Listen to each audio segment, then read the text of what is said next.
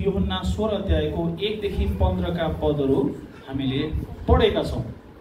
अनि हामीलाई थाहा भइसक्यो कि आज चाहिँ पेन्टिकोसको दिन हो। आज चाहिँ के को दिन हो? पेन्टिकोसको दिन हो। पवित्र आत्मा ओर्लनु भएको दिन हो। पेन्टिकोसको दिन भनेको के हो? पवित्र आत्मा मानिसहरूमा ओर्लनु भएको दिनलाई हामी पेन्टिकोसको दिन भनेर भन्दछौँ। सामान्यतया हामीले भोलि आइतबारको दिन चाहिँ पेन्टिकोसको दिन भनेर मनाउने गर्छौँ। त्यही सन्दर्भ पारेर हामीले स्थानीय चर्चमा 12 घण्टे प्रार्थनाको समयलाई पनि अलग गरेका छौँ। तर पनि आज नै हामीले पेन्टिकोसको चाडलाई मनाएका छौँ। त्यो लिटर्जी मार्फत, त्यो प्रभु भोज मार्फत, पवित्र आत्माको उपस्थिति मार्फत हामीले आजको दिन पेन्टिकोसको पर्वको रूपमा मनाएका छौँ।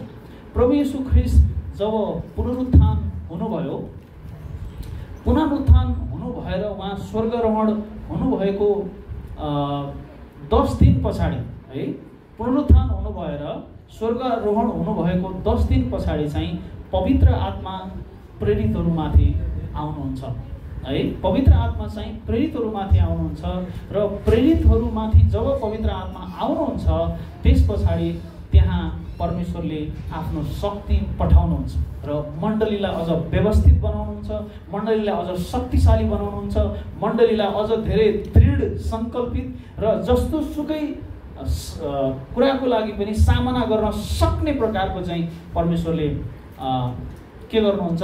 शक्तिशाली रूपले चाहिँ स्थापित गर्नुहुन्छ। जब प्रेरितहरूको कामको पुस्तकलाई हामी अध्ययन गर्छौँ, यसलाई प्रेरितहरूको पुस्तकको काम मात्रै नभनेर यसलाई पवित्र आत्माको काम भनेर पनि हामी भन्न सक्छौँ। के भन्न सक्छौँ? पवित्र आत्माको काम भन्ने पुस्तक भनेर पनि हामी भन्न सक्छौँ।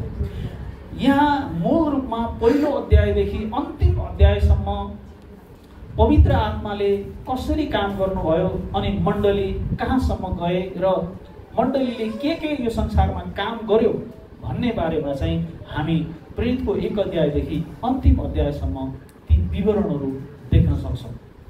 तपाईँले प्रेरित 1 अध्यायको 4 पदमा हेर्नुभयो भने त्यहाँ प्रभुले भोजन खान बस्नु हुँदाखेरि एउटा आज्ञा दिनुभएको छ। पढिदिनुहोस् त तपाईँले प्रेरित 1 को 4 पद पढ्नुहोस् त। त्यहाँ भोजन खान बस्दा एउटा आज्ञा दिनुभएको छ। उहाँले के भन्नुभएको छ? हामी 4 पदलाई पढ्नेछौँ।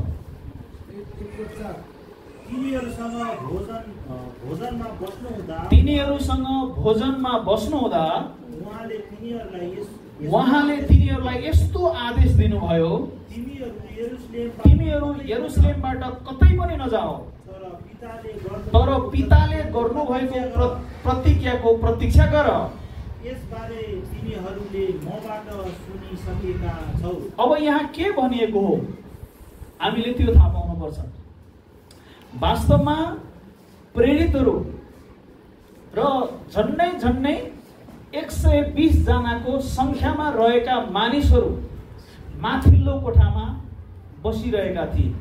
प्रभुले यस अगाडि नै पवित्र आत्माको प्रतीक्षा गरेर तिमीहरू बस्नुपर्छ, यरुशलेम छोडेर तिमीहरू अहिले कहीँ पनि जानु हुँदैन। अहिले जोसमा आएर, भावनामा आएर तिमीहरू यरुशलेम छोडेर अरू ठाउँमा सुसमाचार प्रचार गर्न, प्रभुको गवाई दिन तिमीहरू गयौ भने, प्रभुको गवाई दिन गयौ भने थाहा छैन कस्तो किसिमको घटनाहरूको सामना तिमीले गर्नुपर्छ। तर म भन्दैछु कि तिमीहरू चाहिँ यरुशलेम छोडेर कहीँ पनि जानु हुँदैन। के गर्नु हुँदैन? यरुशलेम छोडेर तिमीहरू कहीँ पनि जानु हुँदैन भनेर उहाँले भोजनमा बस्नु हुँदा उहाँले आफ्ना चेलाहरूलाई भन्नुभएको थियो, तिमीहरू यरुशलेमबाट कतै नजाओ, तर पिताले गर्नुभएको प्रतिज्ञाको प्रतीक्षा गर। त्यो पिताले गर्नुभएको प्रतिज्ञा के थियो? पवित्र आत्माको आगमन। के थियो अरे? सबैले भन्नुहोस् त एकचोटि सँगै, पवित्र आत्माको आगमन। पिताले गर्नुभएको प्रतिज्ञाको प्रतीक्षा गर, अर्थात् उहाँले पवित्र आत्मा पठाइदिने भनेर जुन प्रतिज्ञा गर्नुभएको थियो त्यो प्रतिज्ञा पर्खेर उनीहरू बस्नुपर्ने थियो भनेर प्रभुले स्पष्ट कार्य दिशा तिनीहरूका निम्ति निर्धारण गरिदिनु भयो। जब उनीहरू माथिल्लो कोठामा थिए 120 जना उनीहरू माथिल्लो कोठामा एकसाथ यरुशलेममा बसेर माथिल्लो कोठामा प्रार्थना गरिरहेका थिए। त्यस पछाडि के भयो? प्रेरित 1 अध्यायको 8 पद पढ्नुहोस्। प्रेरित 1 अध्यायको 8 पद। उनीहरूले अझै केही गर्नुपर्ने थियो। एउटा काम उनीहरूले चाहिँ माथिल्लो कोठामा बसेर प्रार्थना गर्नुपर्ने थियो। दोस्रो काम तिनीहरूका बीचमा पवित्र आत्मा आउनु हुनेवाला थियो। त्यसकारण तिनीहरूलाई अर्को आदेश उहाँले दिनुभयो। त्यो चाहिँ प्रेरित 1 अध्यायको 8 पदमा उल्लेख गरिएको छ। तर पवित्र आत्मा तिमीहरूमा आउनु भएपछि अब तिमीहरूले जब माथिल्लो कोठामा बसेर प्रार्थना गर्छौ अथवा यरुशलेममा एकसाथ तिमीहरू चाहिँ बस्छौ, त्यस पछाडि चाहिँ पिताले गर्नुभएको प्रतिज्ञा बमोजिम तिमीहरूले अर्को एउटा काम गर्नुपर्छ।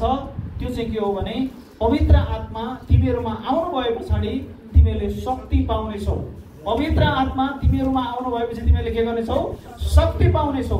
अनि तिमीहरू यरुशलेममा, सामरियामा, हैन, यहुदियामा र पृथ्वीको अन्तिम छेउसम्म मेरा साक्षी हुनेछौ भनेर उहाँले साक्षी हुनको लागि प्रतीक्षा गर्नलाई आफ्ना चेलाहरूलाई उहाँले आग्रह गर्नुभयो, आदेश दिनुभयो। त्यसैले प्रेरित 1 अध्यायको 4 अनुसार उनीहरू माथिल्लो कोठामा के गरिरहेका थिए?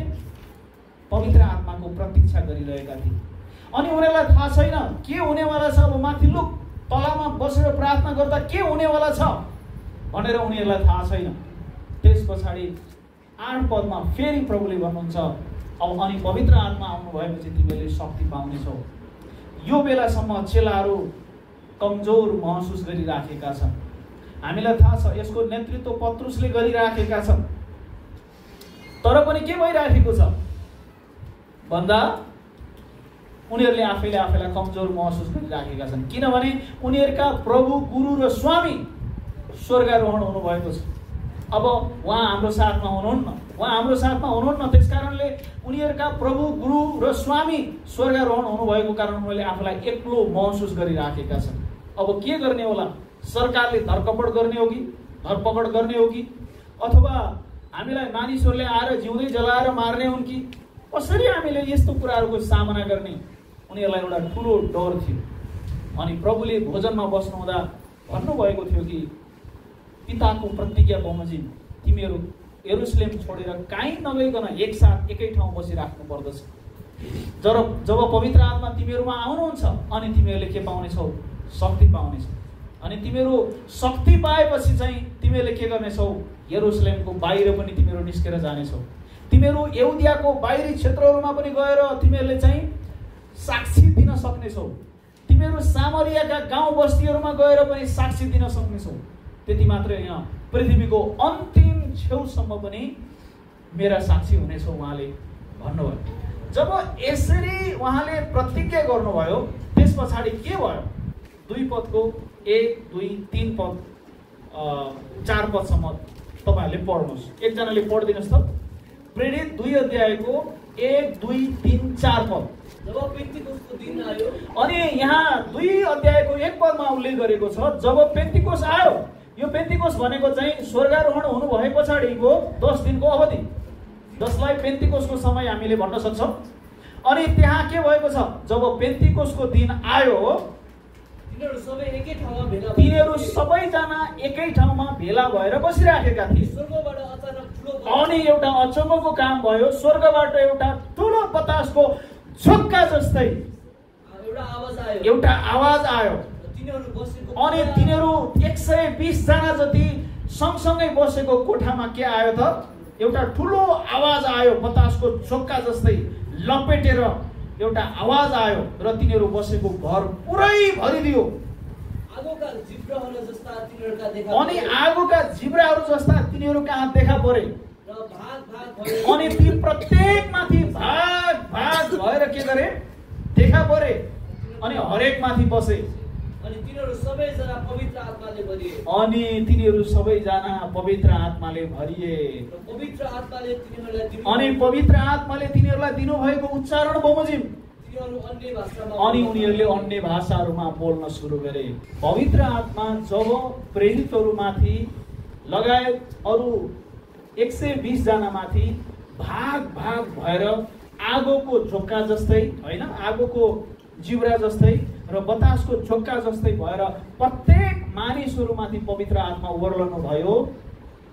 त्यसपछि के भयो? तिनीहरूले अन्य भाषाहरूमा बोल्न सुरु गरे। यसले हामीलाई देखाउँछ कि वास्तवमा जब पवित्र आत्मा आउनुहुन्छ त्यहाँ केही अचम्मको काम हुन्छ। हालेलुया। त्यहाँ केही आश्चर्यपूर्ण कामहरू हुन्छन्, त्यहाँ केही अचम्मका कुराहरू हुन्छन्। यो कुरालाई चाहिँ तपाईहरु हामीले ख्याल गर्नुपर्ने हुन्छ।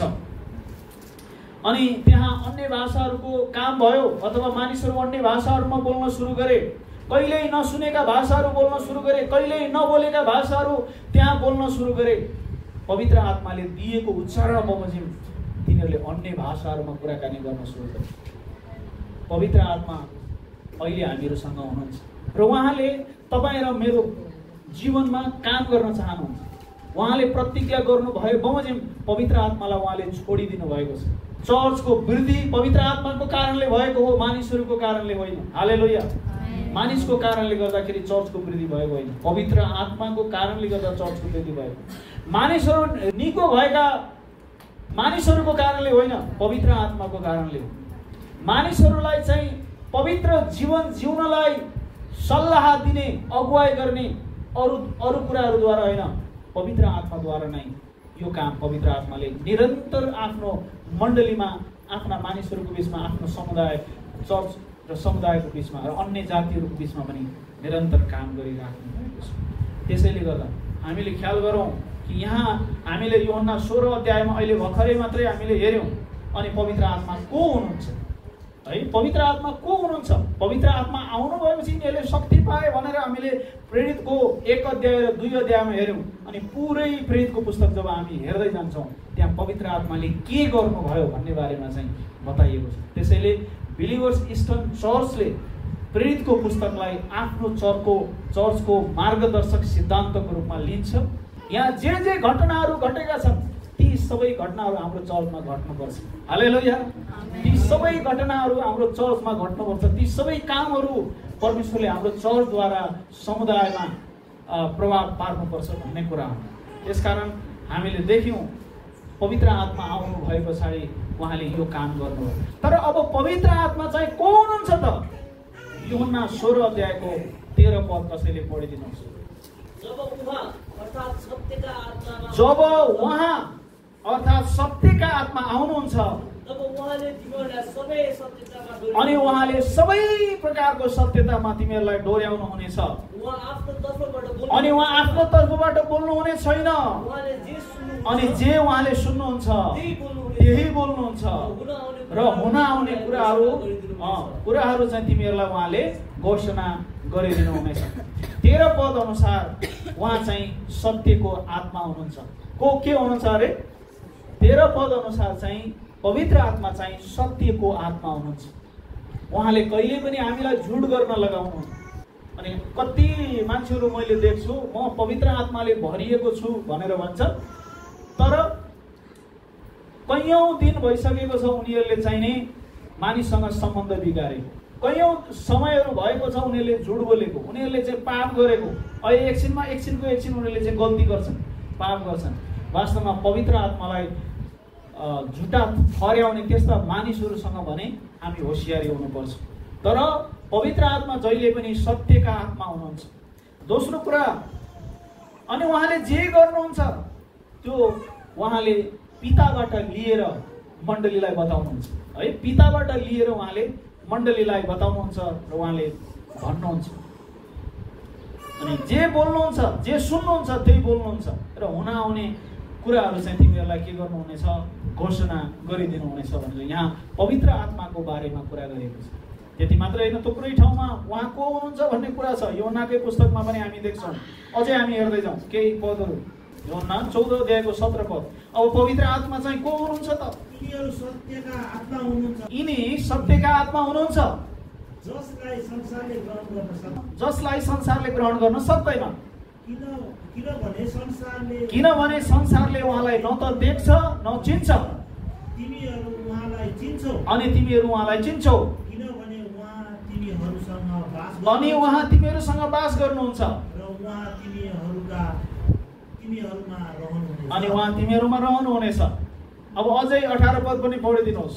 म तिमीहरूलाई टुहुरा छोड्ने छैन। प्रभु येशू ख्रीष्टले भन्नुहुन्छ म तिमीहरूलाई टुहुरा छोड्ने छैन म तिमीहरू कहाँ आउनेछु। अनि म तिमीहरू कहाँ आउनेछु। उहाँले पवित्र आत्माको तर्फबाट भन्दै हुनुहुन्छ म तिमीहरू कहाँ आउनेछु। अब प्रभु येशू ख्रीष्ट स्वर्गारोहण हुनुभएपछि उहाँ प्रतिज्ञा बमोजिम पवित्र आत्मा पठाउँदै हुनुहुन्छ। मानिसहरूले चर्चले आफूलाई एक्लो महसुस गर्नुपर्ने छैन। जब पवित्र आत्मा आउनुहुनेछ तिनीहरू टुहुरा हुने छैनन्, तिनीहरूसँग परमेश्वरका आत्मा अर्थात् पवित्र आत्मा हुनुहुनेछ। यसोले आफ्ना चेलाहरूलाई बताउनुहुन्छ कि उहाँले तिनीहरूलाई छोडेर जाँदै हुनुहुन्छ। यो कुराले गर्दा उनीहरू बेचैन भएका छन्। हामी 15 अध्याय यूहन्नामा हेऱ्यो भने अघि पढेकै खण्डबाट हामीले अध्ययन गऱ्यौँ भने हामीलाई त्यहाँबाट थाहा हुन्छ कि त्यहाँ चेलाहरू एक प्रकारले भन्ने हो भने के छन् त एकदम चिन्तामा छन्। कसरी अब हामीले हाम्रो सेवालाई अगाडि बढाएर लिएर जाने। कतिपल्ट तपाईँ र हामीलाई त्यस्तै नै हुन्छ, किनभने जब पवित्र आत्मा हामीसँग हुनुहुन्न हामी शक्ति रहित हुन्छौँ। हामीसँग जब पवित्र आत्मा हुनुहुन्न, पवित्र आत्माले हाम्रो जीवनमा काम गर्नुहुन्न, तब हामीले एक्लो महसुस गर्छौँ। जब हामी बन्द कोठाभित्र एकसाथ पवित्र आत्माको आवाज सुन्नलाई एक्लै पवित्र आत्माको शक्तिद्वारा उहाँसँग हामी हुन्छौँ अनि हामी भरिएको आनन्दित भएको र मानिसहरूलाई गवाई दिन शक्तिशाली रूपले उभिन सक्ने व्यक्तिहरू बन्न सक्छौँ। त्यस कारणले गर्दा हामीले ख्याल गरौँ कि परमेश्वरका मानिसहरू अर्थात् चेलाहरू जोहरू आफूलाई एक्लो महसुस गर्न लागेका थिए, तर त्यो बेलामा पनि प्रभुले के गर्नुभयो 16 अध्यायमा हामी देख्छौँ। मैले यी कुराहरू भन्दैछु है, म यी कुराहरू तिमीहरूलाई भन्दैछु भनेर उहाँले सुरु गर्नुहुन्छ। अब म 5 पद अनुसार अब मलाई पठाउनुहुने कहाँ गइरहेछु, तपाईँ कहाँ जाँदै हुनुहुन्छ भनेर तिमीहरूले नसोध भने तिमीहरू कसैले सोध्दैनौ भने तिमीहरू कसैले मलाई सोध्दैनौ तापनि मैले तिमीहरूलाई यी कुरा भनेको कारण तिमीहरूको हृदय शोकले भरिएको छ। अब म जाँदैछु भनेको कारणले गर्दा के हुँदैछ, के हुँदैछ अरे, शोकले भरिएको छ। तापनि म तिमीहरूलाई सत्य कुरा भन्छु, म जानमा नै तिमीहरूको हित हुन्छ। किनभने म गइन भने अघि पवित्र आत्मा को हुनुहुन्छ भन्यो हामीले, सत्यको आत्मा हुनुहुन्छ भनेर हामीले भन्यौँ। यहाँ अर्को पदमा उहाँ सल्लाहकार हुनुहुन्छ भनेर 7 पदमा बताएको छ। म गइन भने सल्लाहकार तिमीहरू कहाँ आउनुहुने छैन, तर गएँ भने म उहाँलाई तिमीहरू कहाँ पठाइदिनेछु। अनि जब उहाँ आउनुहुन्छ उहाँले संसारलाई पाप, धार्मिकता र न्यायको विषयमा दोषी ठहर्याउनुहुन्छ। पापको विषयमा किनभने तिनीहरू म माथि विश्वास गर्दैनन्, धार्मिकताको विषयमा किनभने म पिता कहाँ जान्छु र तिमीहरू मलाई फेरि देख्ने छैनौ, र न्यायको विषयमा किनभने म संसारको शासकलाई दण्डाज्ञा भइसकेको छ। थुप्रै कुराहरू हामी यहाँनिर देख्न सक्छौँ। यसोले जब यी कुराहरू भन्नुभयो चेलाहरूमा एक प्रकारको बेचैनता थियो भन्ने थाहा पाएर उहाँले यी कुराहरू भन्नुभयो। अनि उहाँले चेलाहरूलाई बताउनुहुन्छ कि तिनीहरूलाई छोडेर उहाँ जाँदै हुनुहुन्छ, त्यसपछि पवित्र आत्मा आउनुहुनेछ, तिनीहरूसँग अनन्तकालसम्म रहनुहुनेछ पवित्र आत्मा, र तिनीहरूलाई सबै सत्यतामा उहाँले डोर्याउनुहुनेछ। अब हामीले के कुरा सिक्न सक्छौँ त यो खण्डबाट? पवित्र आत्मा हाम्रो सहायक हुनुहुन्छ, उहाँले हामीलाई निरन्तर रूपमा सहायता गर्नुहुन्छ, उहाँ हाम्रो सान्त्वना हुनुहुन्छ, अनि उहाँ हाम्रो सल्लाहकार हुनुहुन्छ, उहाँ हाम्रो मार्गदर्शक हुनुहुन्छ। अनि पवित्र आत्मा हामीहरूका बिचमा हुनुहुन्छ र सत्यको आत्मा हुनुहुन्छ पवित्र आत्मा, जसले परमेश्वरलाई चिनाउनुहुन्छ, परमेश्वर को हुनुहुन्छ भनेर उहाँले हामीलाई चिनाउनुहुन्छ र संसारमा दृढ विश्वास ल्याउनुहुन्छ। अब हामी यसलाई कसरी प्रयोग गर्न सक्छौँ त? जब हामी यसोको पछि लाग्छौँ हामीले सतावटको अपेक्षा गर्नुपर्छ। वास्तवमा हामीले के गर्नुपर्छ? सतावटको अपेक्षा गर्नुपर्छ।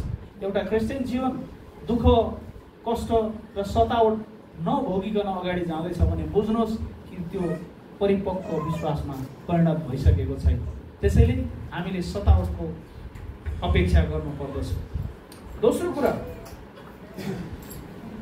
यो 1 देखि 3 पद अनुसार हामीले सतावटको अपेक्षा गर्नुपर्दछ भन्ने। त्यसै गरी जब हामीले आफूलाई एक्लो अनुभूति गर्छौँ तब हाम्रो सान्त्वना, हाम्रो सहायक र पवित्र आत्मा सधैँ हाम्रो साथमा हुनुहुन्छ भन्ने कुरा जहिले पनि हामीले सम्झना गर्नुपर्छ, स्मरण गर्नुपर्छ।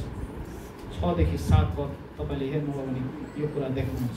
तेस्रो कुरा, पवित्र आत्माले सारा संसारको निम्ति सत्यको शक्तिशाली गवाई हुनलाई हामीलाई सामर्थ्य तुल्याउनुहुन्छ। पवित्र आत्मा मात्रै त्यस्तो व्यक्ति हुनुहुन्छ जसले हामीलाई शक्ति दिनुहुन्छ, सामर्थ्य दिनुहुन्छ र गवाईका निम्ति उहाँले हामीलाई उहाँको गवाईको लागि प्रयोग गर्नुहुन्छ, पठाउनुहुन्छ।